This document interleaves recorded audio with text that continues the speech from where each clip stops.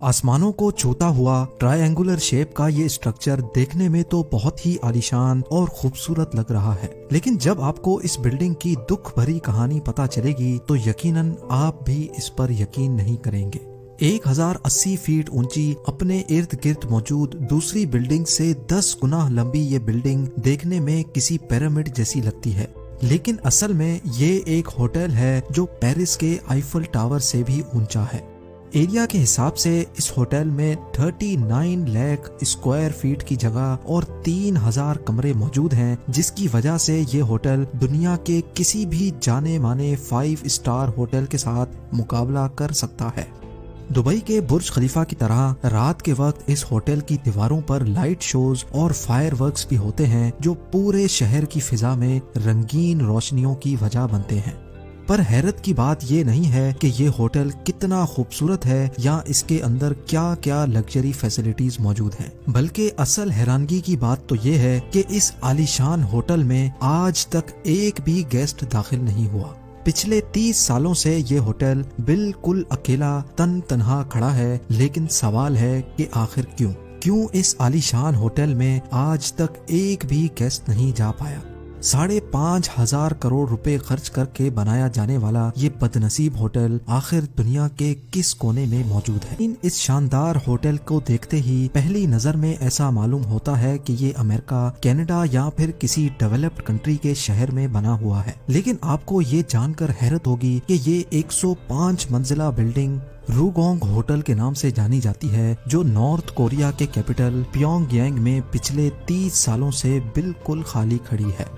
अगर आपको नहीं पता तो आपको बताते चलें कि नॉर्थ कोरिया खुद को कहलाता तो डेमोक्रेटिक कंट्री है, लेकिन असल में ये एक ऐसा मुल्क है जिसको 1948 से सिर्फ एक ही फैमिली चला रही है।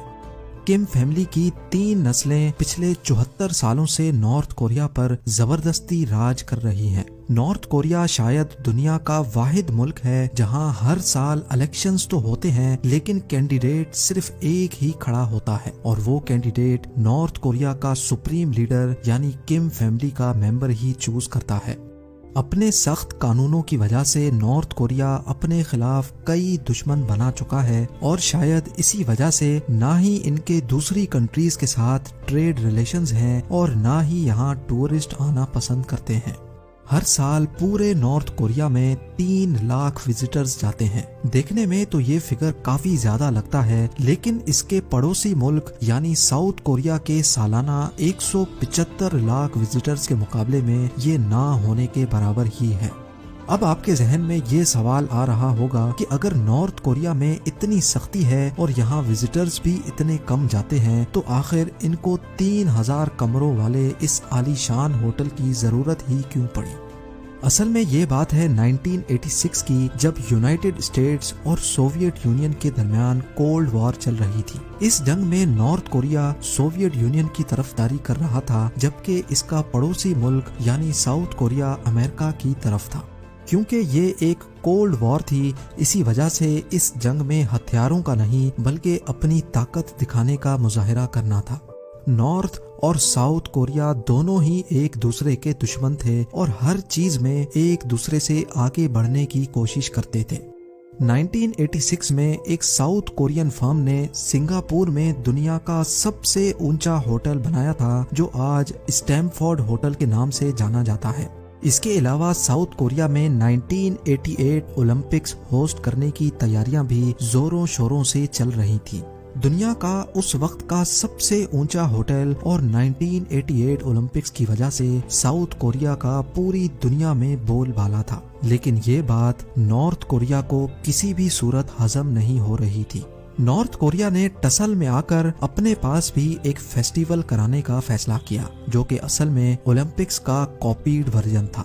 ये फेस्टिवल 1989 में करवाया जाना था और उसमें आने वाले 22,000 पार्टिसिपेंट्स के लिए न सिर्फ प्योंगयांग का एयरपोर्ट एक्सटेंड किया गया, बल्कि 1.5 लाख लोगों के लिए एक ब्रांड न्यू स्टेडियम और 3000 कमरों का एक होटल भी बनवाने का फैसला किया। यह होटल 105 स्टोरी ऊंचा होना था, जो अनकरीब साउथ कोरिया के बनाए गए स्टैमफोर्ड होटल से वर्ल्ड रिकॉर्ड भी छीनने वाला था। ना सिर्फ इतना बल्कि उस वक्त दुनिया में सिर्फ 21 ऐसी बिल्डिंग्स थीं जिनके फ्लोर्स 100 से भी ज्यादा थे और उनमें रूगोंग होटल का नाम सबसे ऊपर था।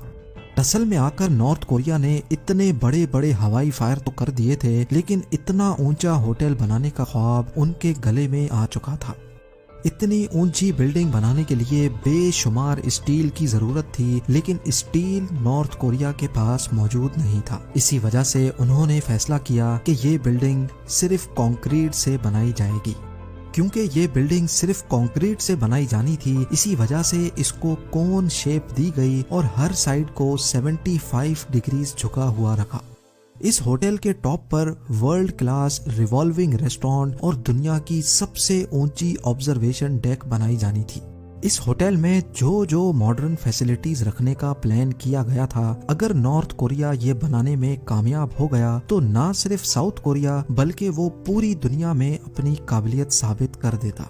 1987 में इस होटल की कंस्ट्रक्शन तो स्टार्ट कर दी गई, लेकिन जब 1989 में वर्ल्ड फेस्टिवल हुआ तो 3000 कमरों वाला दुनिया का सबसे ऊंचा होटल कंप्लीट होने के करीब भी नहीं था।